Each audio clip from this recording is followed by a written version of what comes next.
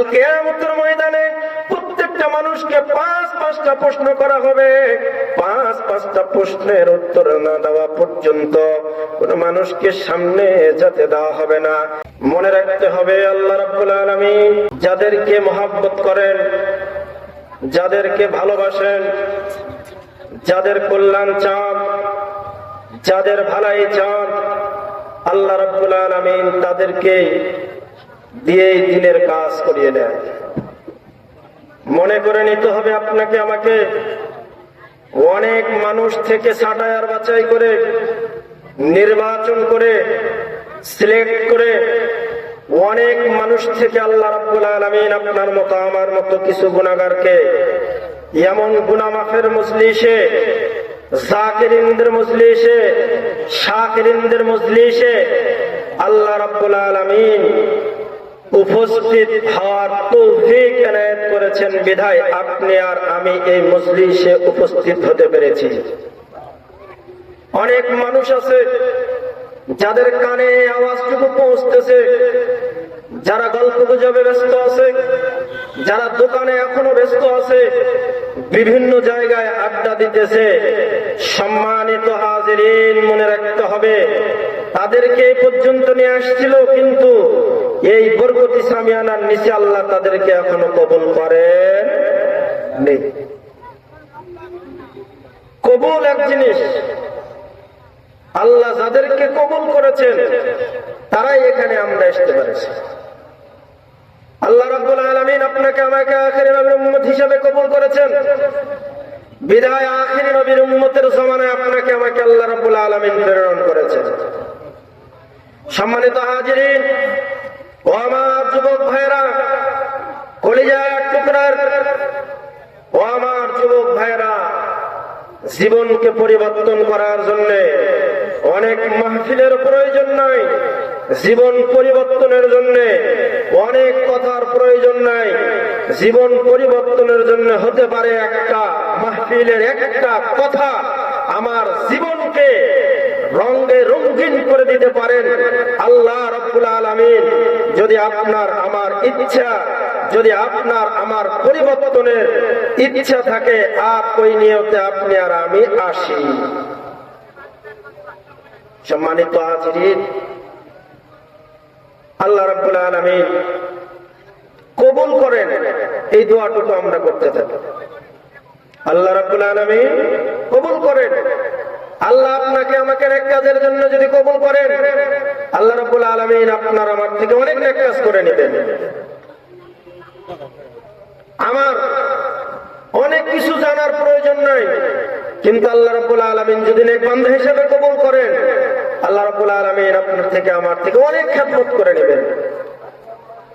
আর যদি আল্লাহ কবুল না করেন, অনেক কিছু আছে, অনেক হায়াত পেয়েছে, অনেক অর্থ আছে, সমাজে অনেক মান ইজ্জত আছে, কিন্তু আল্লাহ রাব্বুল আলামিন ওনাদের থেকে দিনের কাজ করে নেন না। যাদেরকে আল্লাহ রাব্বুল আলামিন কবুল করেন, যাদের অর্থকে আল্লাহ রাব্বুল আলামিন কবুল করেন, যাদের হায়াতকে আল্লাহ রাব্বুল আলামিন কবুল করেন, আল্লাহ রাব্বুল আলামিন তাদের হায়াতের সময়কে, তাদের হায়াতে জিন্দেগানির অর্থকে আল্লাহ রাব্বুল আলামিন দ্বীনের কাজের জন্য, আখিরাতের সামান গোছানোর জন্য, কবরের সামান গোছানোর জন্য, পরপারের সামান গোছানোর জন্য আল্লাহ রাব্বুল আলামিন তাদেরকে তৌফিক দান করেন। তাদেরকে কি করেন? তৌফিক দান করেন। সম্মানিত হাজিরিন, যুগ যুগ ধরেই আপনাকে আমাকে এই কথা চলে আসবে, যারা ইসলাম মানার জন্য, ইমানের উপর থাকার জন্য, ইসলাম অনুযায়ী জীবন যাপন করার জন্য চেষ্টা করেছে এবং এর উপর ইস্তেকামত থাকার জন্য চেষ্টা করেছে, আল্লাহ রাব্বুল আলামিন তাদেরকে তৌফিক দান করেছেন। তাদেরকে কি করেছেন? তৌফিক দান করেছেন। সম্মানিত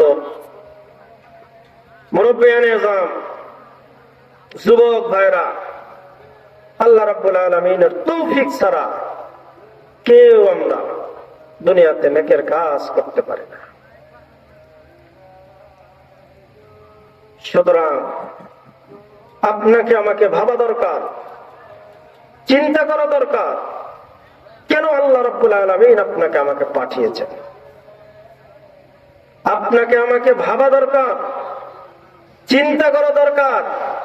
আমি বাসা থেকে তো এসেছিলাম পীর সাহেব হুজুরের নামে যে মাদ্রাসায়, মাদ্রাসায় দিনই আলোচনা শুনবো, কিন্তু আমি কি করতেছি এটা আমাকে একটু ভাবা দরকার। গবেষণার জগতে একটু বিচরণ করা দরকার। আল্লাহ রাব্বুল আলামিন ভাবার জন্যে, বুঝার জন্যে, অনুধাবনের জন্য আল্লাহ রাব্বুল আলামিন আপনাকে আমাকে আকল দান করেছে। এই আকল দিয়ে আপনি আর আমি বিচার করব আল্লাহ রাব্বুল আলামিন আমাকে কেন প্রেরণ করেছেন, আর আমি আসার পরে কি করতেছি। বাসা থেকে আমি বের হলাম হাসান বেগপুর ফজলুল করিম মাদ্রাসায় উপস্থিত হওয়ার জন্য, কিছুদিনই আলোচনা শুনবো। কিন্তু আজকে আমি আসার পরে দূরে আছি, তার মানে আমাকে বুঝে নিতে হবে যে আমার রওনাটার উদ্দেশ্য ঠিক ছিল, এসেছি, কিন্তু আমি রাস্তায় শয়তানের হাতে, শয়তানের কবলে আমি পড়ে গেছি। বিদায় আমি এখনো পর্যন্ত মাহফিলে এসে উপস্থিত হতে পারিনি। সুতরাং আমি ওই সমস্ত যুবকদেরকে বলবো, ওই সমস্ত ভাইদেরকে বলবো, ও আমার দিনী ভাই, ও আমার যুবক ভাই, ও মুরব্বী বাবাজিরা, যারা এখনো পর্যন্ত আমরা ধান্দা, চিন্তা, গবেষণার ভিতরে আছি, গবেষণাকে ছেড়ে দিয়ে এই রহমতি, বরকতি সামিয়ানার নিচে চলে আসি, আর আসার পরে এখান থেকে রহমত, বরকত, জীবন পরিবর্তনের যে সামান, এটাকে আমি গ্রহণ করতে থাকি। আল্লাহ রাব্বুল আলামিন আপনার আমার জীবনকে পরিবর্তন করে দেবে।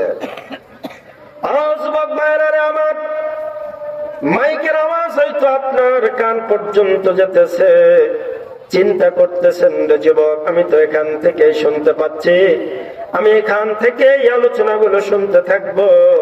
কিন্তু না না, কুশ্চিন কালেও আপনার কান পর্যন্ত আওয়াজ গেছে, ওই আওয়াজের তাসির আর মাহফিলে বসে থেকে আলোচনা শোনার তাসির এক হতে পারে না।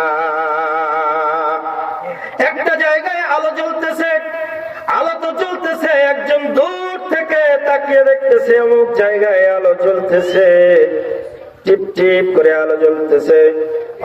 যুবক ভাইরা রে, মুরব্বী বাবাজিরা রে, ডিবের ঘরেও কিন্তু একটা আলো জ্বলে, দূর থেকে দেখা যায়।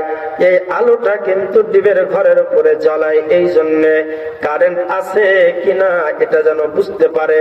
এছাড়াও আরো যতগুলো কারণ থাকতে পারে, তার মধ্যে একটা কারণ এটাও হতে পারে যে এখানে একটা জিনিস আছে যার কারণে এই আলোটা জ্বলতেছে।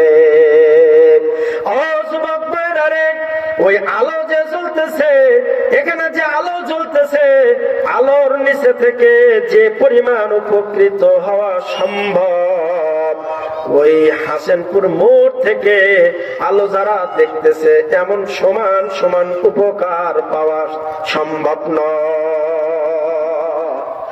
সম্ভব? আলোর নিচে থেকে যে পরিমাণ উপকার আপনি পাবেন, আর যারা দূর থেকে আলো দেখতেছে এরা কি সমান সমান উপকার পাবে? কোশ্চিন কালেও নয়। যুবক ভাইরা রে, চলে আসি, জীবনকে পরিবর্তন করি, নিজে পরিবর্তন হয়ে যায়, আর সমাজকে পরিবর্তনের জন্য আপনি আর আমি ফিকির করি রে বন্ধু। দ্বীনি শিক্ষার প্রতিষ্ঠান এমন একটা প্রতিষ্ঠান, দ্বীনি মাদ্রাসা এমন একটা মার্কাজ, দ্বীনি বিদ্যাপীঠ এমন একটা মাদ্রাসা, এমন একটা শিক্ষাপীঠ, এমন একটা দ্বীন শিক্ষার জায়গা, যারা মাদ্রাসায় বাচ্চাদেরকে ভর্তি করেছে, যার সন্তানকে হাফেজ বানিয়েছে, যার সন্তানকে আলেম বানিয়েছে, যারা সন্তানকে হাফেজ বানাতে পারেনি, আলেম বানাতে পারেনি, কিন্তু ছেলের সন্তানকে অথবা মেয়ের সন্তানকে মাদ্রাসায় পড়িয়েছে, এরা তো মৃত্যুর পরে তারা তো লাভ আর ফায়দা পাবেই পাবে। কিন্তু দুনিয়াতেও তাদের এই দ্বীনি মাদ্রাসা যারা স্থাপন করেছে তার লাভ রয়েছে। দ্বীনি মাদ্রাসায় যারা কোরআন এবং হাদিসের শিক্ষা গ্রহণের জন্য নিজের সন্তানকে দিয়েছে, নিজের সন্তানকে হাফেজ বানিয়েছে, নিজের সন্তান যদি দুনিয়া থেকে সন্তানের সন্তানকে হাফেজ, কোরআনের হাফেজ বানিয়েছে, হাদিসে নবী সাল্লাল্লাহু আলাইহি ওয়াসাল্লামের হাদিস শেখানোর জন্য পাঠিয়েছে। আখিরাতের তো উপকার আছে, দুনিয়াতেও তাদের নগদ নগদ উপকার রয়েছে। মাদ্রাসা হ্যায় বাগে জান্নাত, মুআল্লিম হ্যায় মিসলে গোল, शहद उसका इल्म दिन है, तलबा है बुलबुल। मदरसा है बागे जन्नत, मुअल्लिम है मिसले गोल, शहद उसका इल्म दिन है, तलबा है बुलबुल। ओ मुसलमान भाइरा আমার, আপনাকে আমাকে মৌমাছি, আপনাকে আমাকে ওই ভীমরুল আর বুল্লা, দুই জিনিস থেকে আপনাকে আমাকে শিক্ষা গ্রহণের জন্য আপনাকে আমাকে শিক্ষা গ্রহণ করা উচিত, আপনাকে আমাকে শিক্ষা নেওয়া উচিত। মৌমাছির জামাত কিন্তু সব জায়গায় বসে না, মাছি ভীমরুল এরা কিন্তু সব জায়গায় বসে। ও মুরব্বী বাবাজিরা, ও যুবকেরা, কান পেতে মনোযোগ সহকারে শুনে রাখেন, কান পেতে মনোযোগ সহকারে শুনে রাখেন। যে ফুলটা ভালো, যে ফুলের ঘ্রাণ ভালো, যেখান থেকে মধু সংগ্রহ করা যায়, সেখানে কিন্তু মৌমাছিরাই যায় বসে। মাছি কিন্তু এমন তারতম্য করে না, সে নোংরা পচা জায়গা এমন জায়গাতেও কিন্তু যায় বসে। সুতরাং মৌমাছির মধুর যে দাম, মৌমাছির যে দাম, মাছির দাম কিন্তু সমান নয় রে বন্ধু। আপনি আর আমি এমন জায়গা থেকে আপনাকে আমাকে শিক্ষা গ্রহণ করা উচিত। আপনি আর আমি মৌমাছির জামাতে আছি নাকি ভীমরুল আর মাছির জামাতে আছি? ওই সমস্ত নোংরা গল্প গুজবের জায়গা, এগুলো তো মাছিরা বসে। সুতরাং আপনি আর আমি আশরাফুল মাখলুকাত হয়ে আপনি আর আমি তো মাছির দৃষ্টান্ত পেশ করতেছি। আপনাকে আমাকে তো মৌমাছির দৃষ্টান্ত পেশ করা দরকার ছিল, যে মৌমাছির মধু এটা সকলের জন্য উপকারী। মধু অনেক বড় উপকারী জিনিস। সম্মানিত হাজিরিন, মধু যেমন উপকারী জিনিস, দুনিয়ার জমিনে ইলম নামক একটা সম্পদ আছে, এটাও অনেক অনেক উপকারী। এই ইলম যেখানে শেখানো হয়, এটাও অনেক বড় উপকারী। ইলমকে যারা শেখায় এরাও অনেক বড় দামি, এরা অনেক বড় সম্মানী। ইলমকে যারা শিক্ষা গ্রহণ করে এরা অনেক বড় দামি, অনেক বড় সম্মানী। ইলম শিক্ষার জায়গা দিয়ে যারা সহযোগিতা করে এরা অনেক বড় দামি, অনেক বড় সম্মানী। ইলম শিক্ষার জায়গায় সহযোগিতাকারী যারা আছে এরা অনেক বড় দামি, অনেক বড় সম্মানী, অনেক বড় দামি, অনেক বড় সম্মানী। দুনিয়ার মানুষ কোরআনের শিক্ষক, কোরআনের শিক্ষার্থী, কোরআনের মুআল্লিম, কোরআনের ছাত্র, কোরআনের তালিবুল ইলমকে চাই সমাজের মানুষ, দুনিয়ার মানুষ সম্মান দেখ আর না দেখ। আল্লাহর পয়গম্বর as-সাদিকুল মাসদুক, আল্লাহর প্যারে হাবিব সাল্লাল্লাহু আলাইহি ওয়াসাল্লাম বলেছেন, সর্বোত্তম যারা কোরআন শেখে এবং শেখায়। মুসলমান ভাইরা রে, সুতরাং আপনি আর আমি নিজের জীবনটা পরিবর্তনের জন্য, নিজে তো অনেক বয়সে চলে গেছে, অনেক বৃদ্ধা বয়সে অনেকে চলে গেছে, অনেকে যুবতী কালে চলে গেছে, জীবনকে পাপাচারের কাজে লিপ্ত করে দিয়েছি, সারাটাক্ষণ হুতাশ হুতাশ করে কাটিয়েছি। কেউ বা মোবাইলের নেশায়, কেউ বা মেয়েদের নেশায়, কেউ বা নেশার জগতে যে নিজের জীবনকে তছনছ করে দিয়েছি। ও যুবক ভাইরা রে, আপনি হয়তো বুঝতে পারেন না, কিন্তু বাবা মা ঘরে কি পরিমাণ পেরেশানি, কি পরিমাণ টেনশনে আছে আপনাকে নিয়ে।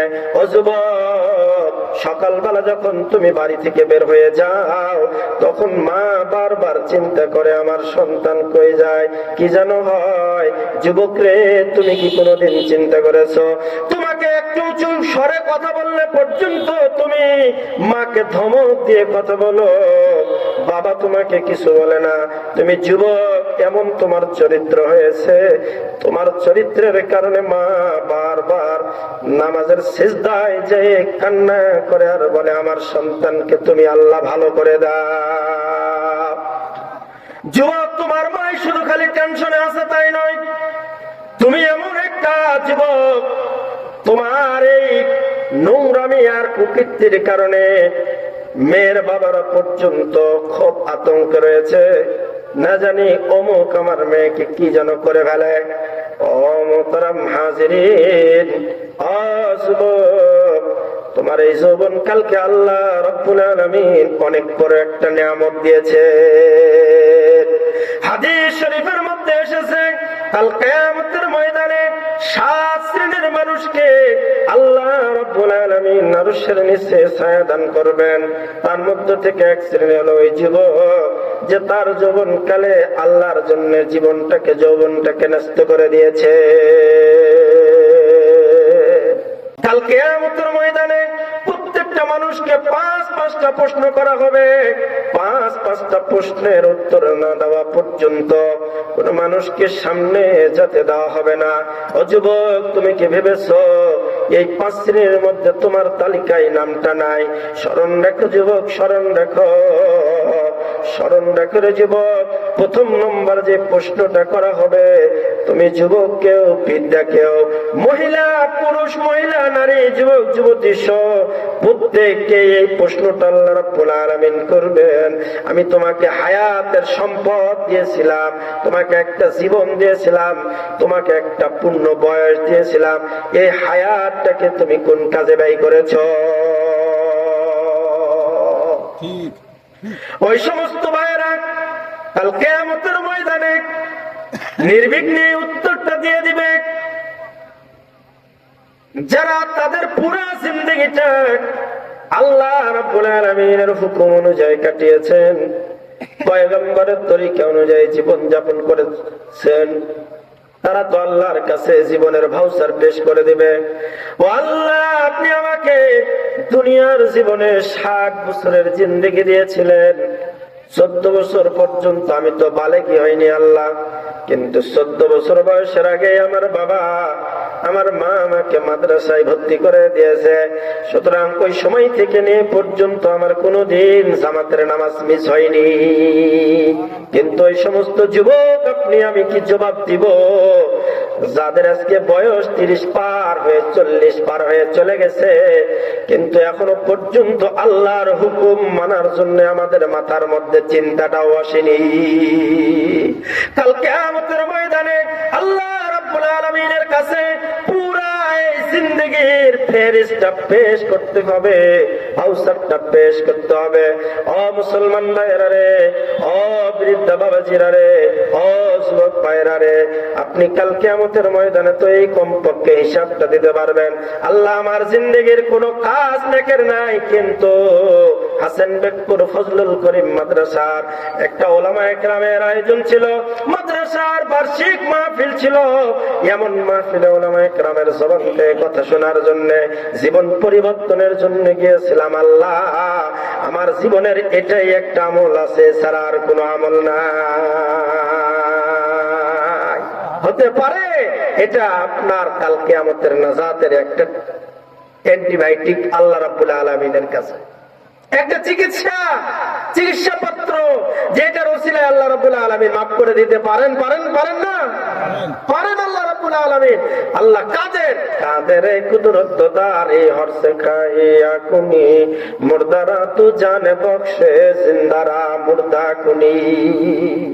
আল্লাহ রাব্বুল আলামিন পারেন, আপনি আর আমি যেটা পারি না, আল্লাহ রাব্বুল আলামিন আপনার আমার পারার চাইতে অনেক অনেক কিছু পারেন। আল্লাহ কাদের, সম্মানিত হাজিরিন, আল্লাহ অনেক কিছু পারেন।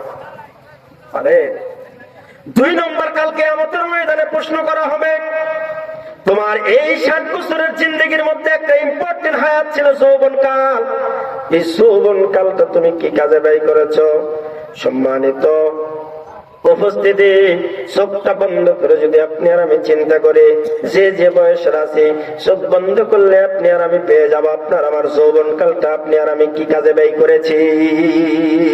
ও যুবক, হাতে ধরে পায়ে পড়ি, ডাক দিয়া বলি, রে যুবক, তোমার এই যৌবনকালের অনেক দাম, যৌবনকালের ইবাদতের অনেক দাম, যৌবনকালে আল্লাহকে রাজি খুশি করা অনেক সহজ।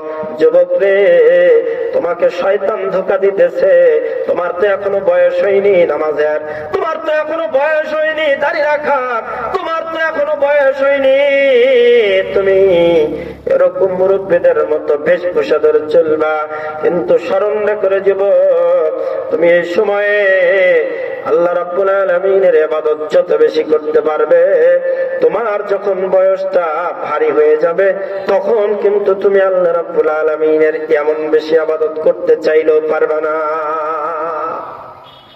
বয়সের ভারের কারণে সাহসে কুলায় না। আগে বয়স যখন কম ছিল, 25-30, তখন রাতের বেলা বাড়ি থেকে বের হয়ে যদি আপনাকে বলেছে চলে যান পত্নীতলা, চলে যান মুজিবপুর, বাড়ি থেকে বের হয়ে সাহস করে হাঁটতে শুরু করেছেন, আর মন বারবার বলে যদি কেউ সামনে আসে, তো মনে আবার উত্তর দেয়, আরে আমার কাছে 2-3 জন, নিজের জীবন না হলে ওই 3-4 জনের জীবন। মুরব্বী বাবাজিরা, যাদের বয়সটা 50 পার হয়ে 60-এর কাছাকাছি চলে গেছে, অথবা 45 প্লাস হয়ে গেছে, আপনারা একটু চিন্তা করে দেখেন তো, আগে যেমন সাহস করতে পারতেন, এখন এমনটা সাহস করতে পারেন নাকি? এখন তো এমনটা সাহস করতে পারেন না। যুবককে ডাক দিয়া বলি, তুমি এখন তোমার যৌবন কালে আল্লাহর ইবাদত করার জন্য যত বড় বড় সাহস করতে পারবে, তত বড় বড় সফলতা তুমি অর্জন করতে পারবে। যুবক, পুরো জিন্দেগি গুনার গুনাহ হয়ে গেছে, গুনাহের কারণে জীবনটাকে তুমি অন্ধকার দেখতেছ। অনেক গুনাহ হয়েছে, অনেক গুনাহ হয়েছে, গুনার কারণে নিজেকে অভিশপ্ত মনে করতেছ রে যুবক। তুমি যদি এই যৌবনকালে আল্লাহর কাছে নিজের অতীতের গুনাহ খাতাগুলো স্মরণ করে আল্লাহ রাব্বুল আলামিনের কাছে যদি ধর্ণা দিয়ে আল্লাহকে চোখের দুটো পানি ছেড়ে দিয়ে কাঁদতে পারেন রে যুবক, জীবনের গুনাহ আল্লাহ রাব্বুল আলামিনের মাফ করে দিতে দেরি হবে না। সুতরাং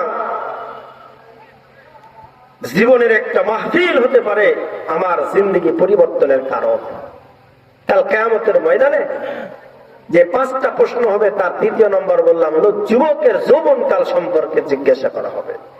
আর উত্তর না দেওয়া ছাড়া আল্লাহ রাব্বুল আলামিন এক পা সামনে বাড়তে দিবেন না।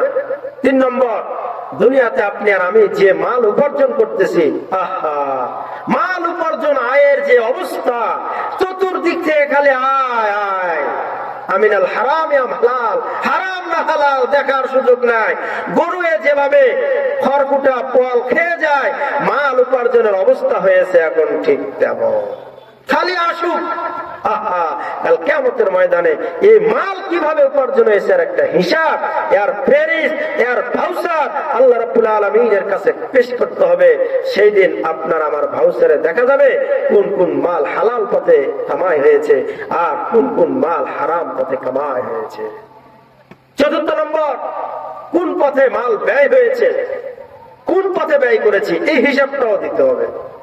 যাত্রার চাঁদা চেয়েছে দিয়েছি, গানের জন্য চাঁদা চেয়েছে দিয়েছি, নাকি মসজিদ মাদ্রাসা নির্মাণের জন্য টাকা দিয়েছি, মাহফিলের ইন্তজামের জন্য টাকা চেয়েছে দিয়েছি, কোন জায়গায় আমি আমার অর্থ ব্যয় করেছি, ভালো কাজে ব্যয় করেছি নাকি মন্দ কাজে ব্যয় করেছি, এর একটা হিসাব, এর একটা ভাউচার আল্লাহ রাব্বুল আলামিনের কাছে পেশ করতে হবে। হাদিস শরীফের মধ্যে কিছু কিছু জায়গায় আছে যে আল্লাহ রাব্বুল আলামিন কাল কিয়ামতের ময়দানে 4টা প্রশ্ন করবেন, কিছু জায়গায় আছে কাল কিয়ামতের ময়দানে 5টা প্রশ্ন করবেন। দফে তাআরুজ এই হাদিসের যে জায়গাতে 4টা প্রশ্ন করবেন, সেখানে 3 নম্বর আর 4 নম্বর, এখন যেটা বললাম এটা 3 নম্বর। অর্থাৎ কোন পথে মাল উপার্জন হয়েছে আর কোন পথে ব্যয় হয়েছে, এই হিসাব আল্লাহ রাব্বুল আলামিন চাইবেন। তাহলে এটা যদি একটা হয়, তাহলে 1 নম্বর হায়াত কোন কাজে ব্যয় হয়েছে এর হিসাব দিতে হবে, যৌবনকাল কোন কাজে ব্যয় হয়েছে এর হিসাব দিতে হবে। 3 নম্বর তাহলে হবে মাল উপার্জন কোন পথে হয়েছে, মাল ব্যয় কোন পথে হয়েছে, এর হিসাব দিতে হবে। 5 নম্বর হলে 5 নম্বরটা হবে ইলম অনুযায়ী কতটুকু আমল করেছে আর হিসাব দিতে হবে। ইলম অনুযায়ী কতটুকু আমল করেছে আর হিসাব দিতে হবে। সুতরাং আপনার আমার কামাই এটাও হালাল হতে হবে, খাওয়া হালাল হতে হবে, আপনার আমার ব্যয় এটাও ভালো জায়গায় হতে হবে, এটা ভালো জায়গায় হতে হবে। সুতরাং আমি এই সম্পর্কে আপনাদের খেদমতে একটা আয়াতে কারিমা পেশ করেছি, তাআওয়ানু আলাল বিররি ওয়াত্তাকওয়া তাকওয়া, একজন আরেকজনকে সহযোগিতা করবে, একজন আরেকজনকে সহযোগিতা করবে, সাহায্য করবে নেকি এবং আল্লাহ ভীতির কাজে। তাআওয়ানু আলাল বিররি ওয়াত তাকওয়া, নেক এবং খোদাভীতির কাজে একজন আরেকজনকে সহযোগিতা করবে। সহযোগিতা কি একজনে হয় নাকি পরস্পর লাগে? মারামারি কি একজনে হয় নাকি দুইজন লাগে? ঠেলাঠেলি কি একজনে হয় নাকি দুইজন লাগে? সহযোগিতাও এরকম পরস্পরের সাথে সম্পর্ক। সহযোগিতা পরস্পরের সাথে কি ভাই? সম্পর্ক। তাআওয়ানু আলাল বিররি ওয়াত তাকওয়া, একজন আরেকজনকে খোদাভীতি নেকের কাজে ডাকবে, সহযোগিতা করবে। ওয়ালা তাআওয়ানু আলাল ইসমি ওয়াল উদওয়ান, গুনাহ এবং সীমালঙ্ঘনের যে কাজ, এই কাজে একজন আরেকজনকে সহযোগিতা করবে না। তাহলে কোন কাজে সহযোগিতা করার কথা বলতেছে আল্লাহ? নেকের কাজে, খোদাভীতির কাজে, যে সমস্ত কাজের দ্বারা আখিরাত বনে, এই সমস্ত কাজে একজন আরেকজনকে সহযোগিতা করব। এই সমস্ত কাজে একজন আরেকজনকে কি করব? সহযোগিতা করব। তাহলে এখানে ইন্তজাম হয়েছে, এই ইন্তজাম দ্বারা ওনারা ইন্তজামিয়া কমিটি আপনাদেরকে সহযোগিতা করেছে নেক এর কথা শোনানো, কোরআন হাদিসের কথা শোনানো। আর আপনাদেরকে সহযোগিতা করতে হবে এখানে আসে বসে মাহফিলকে সুন্দর মণ্ডিত করা, সুন্দর করা, এবং যারা আলোচনা করবে তাদের আলোচনা মনোযোগ সহকারে শোনা, এটা সহযোগিতা করা। এরই দিনই একটা মাদ্রাসা হয়েছে, এই মাদ্রাসার খরচ ব্যয় আছে, খরচ তোমরা করবে। আর ব্যয়ের জন্য যে পরিমাণ ইনজাম আল্লাহ আপনাকে যে পরিমাণ অর্থ দিয়েছে, যে পরিমাণ সময় দিয়েছে, যে পরিমাণ আপনাকে মেধা দিয়েছে, এই মেধা দিয়ে তাদেরকে আপনি সহযোগিতা করবেন। তাদেরকে আপনি কি করবেন?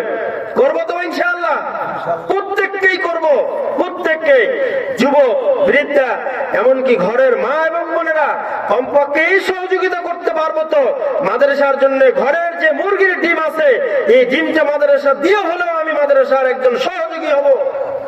এটাও যদি না দিতে পারি, নামাজ তো আমি পড়ি, ওই সমস্ত মা এবং বোনদেরকে বলতেছি, নামাজ পড়ে পড়ে হাসান বাকপুর ফজলুল করিম মাদ্রাসার জন্য দোয়া তো করতে পারবো ইনশাআল্লাহ। পারবো না ইনশাআল্লাহ? এটার জন্য দোয়া করবো।